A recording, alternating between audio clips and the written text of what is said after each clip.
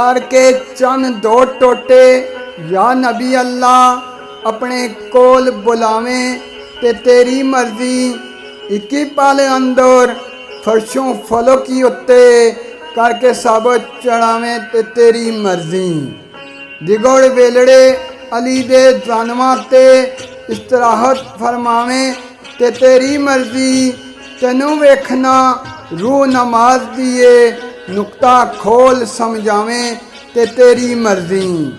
कोई वक्त मुकर्रा कैद नाई जे कदा कर दावें ते तेरी मर्जी। डुबे सूरज नू नाल इशारियां दे जेकर मोड़ ले आवें ते तेरी मर्जी। रासा वक्त दियां तेरे हाथ अंदर रोकें या चलावें ते तेरी मर्जी।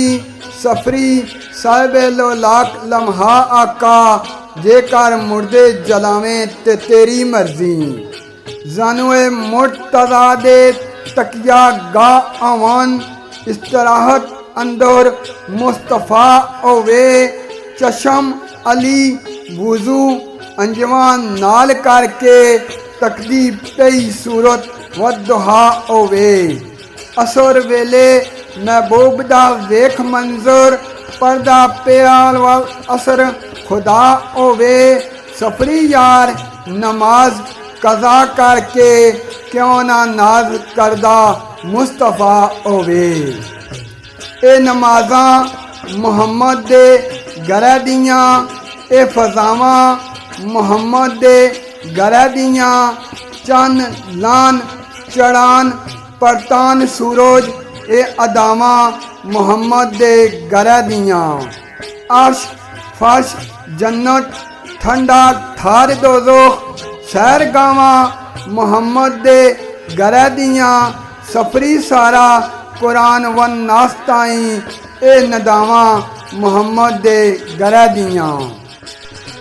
ए कम मसाली कोई मिसल नाई ए प्याम मुहम्मद दे अपने ने। खुशकी तरी ते अर्शी फरशी राजधानी फलकी बाम मुहम्मद दे अपने ने।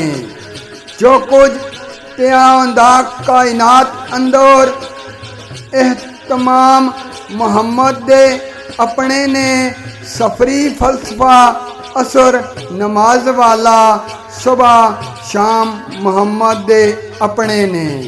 सुबह शाम मुहम्मद दे अपने ने।